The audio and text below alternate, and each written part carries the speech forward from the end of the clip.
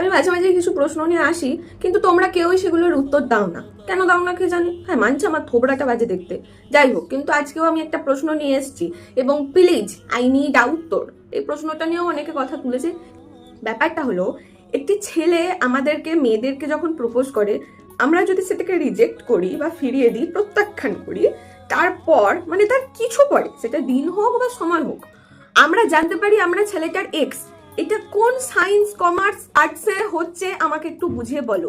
না, ছেলেটা প্রপোজ করলো, আমরা রিজেক্ট করলাম বা আমরা অ্যাকসেপ্ট করলাম না প্রপোজালটা, এটাতে আমরা তার এক্স হচ্ছে কে করে, মানে কি করে, মানে হয় এরা এক্স এর মানেই জানে না, না হলে এদের এত বেকারত্ব ভাই, এরা একটা এক্স বানানোর জন্য যে আদৌ ওর এক্স হয়নি তাকেও এক্স বানিয়ে ছেড়ে দিচ্ছে।